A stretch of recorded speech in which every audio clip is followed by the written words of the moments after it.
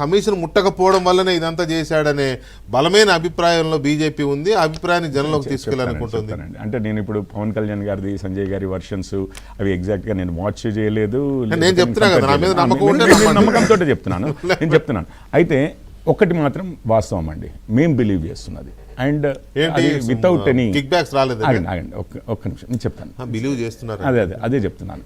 మేము బిలీవ్ చేయడమే కాదండి, బయట జనాలతో మాట్లాడుతున్నప్పుడు కూడా తెలుస్తున్న విషయాలు, ఇప్పుడు రియల్ ఎస్టేట్ ఇండస్ట్రీలో ఏం జరుగుతుంది అనేది, ఇట్లాంటివి అంటే నిజంగానే ఆ సర్కిల్స్ లోనే నేను డైరెక్ట్ 1-on-1 మాట్లాడే విషయాలు. ఇప్పుడు ఏమైంది, దేశం మొత్తంలో కాంగ్రెస్ 3 రాష్ట్రాల్లో ఉందండి, హిమాచల్ ప్రదేశ్, కర్ణాటక అండ్ ఆంధ్రప్రదేశ్. మీకు తెలిసిందే, ఎన్నడూ లేని విధంగా మన రాష్ట్రంలో ఎన్నికలు అవుతున్నప్పుడు మన వాళ్ళు ఢిల్లీకి పోయి, హైకమాండ్ అంటే మీకు తెలుసు కదా, గాంధీ ఫ్యామిలీ, అక్కడికి పోవడం కన్నా కర్ణాటకకి ఎక్కువ పోయేవారు. ఎందుకనంటే మనకు ఇక్కడ ఈ రాష్ట్రంలో ఎన్నికలు జరిగినప్పుడు, లేదా ఇతరత్ర మధ్యప్రదేశ్, రాజస్థాన్ ఇవన్నీ జరిగినప్పుడు కూడా కర్ణాటక నుంచి సపోర్ట్ వచ్చింది అనేది. దాని తర్వాత ఏమైంది, ఒకసారి మన రాష్ట్రంలో ఎన్నికలు అయిపోయిన తర్వాత మీరు కేంద్ర ఎన్నికలకే కానివ్వండి, లోక్సభ ఎన్నికలకే కానివ్వండి, ఆ తర్వాత హర్యానా, మహారాష్ట్ర లాంటి వాటికి అవుతున్న వాటిల్లో కానివ్వండి, ఇక్కడి నుంచి ఇప్పుడు కాంగ్రెస్కి ఫండింగ్ అనేది కావాలి కదా ఎలక్షన్స్ ఫైట్ చేయడానికి, అది ఇక్కడి నుంచే వెళ్తోంది అన్నది. ఇది నేను నిజంగానే ఇంకంటే వితౌట్ స్పెసిఫిక్ ఇన్స్టెన్సెస్ మెన్షన్ చేయకుండా నేనైతే చెప్పగలనండి.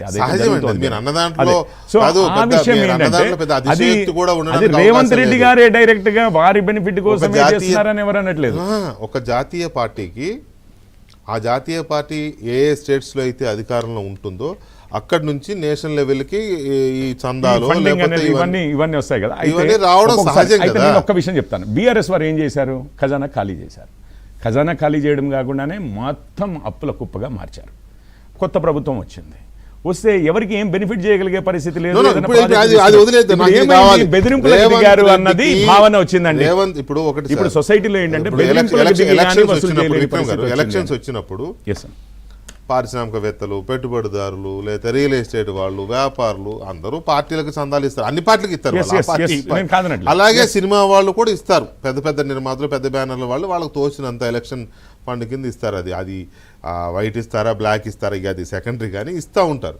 అంతవరకు మన అందరికీ తెలుసు, మనం నమ్మదగ్గ విషయమే అది. కానీ సినిమాకి కమిషన్ ఇస్తారు, సినిమాకి ముడుపులు వస్తాయి, ఆ ముడుపులు రాలేదు కాబట్టి టార్గెట్ చేశాడు అనే దాంట్లో ఏమన్నా లాజిక్ కనబడుతుందా? కిషోర్ గారు చెప్పిన దాంట్లో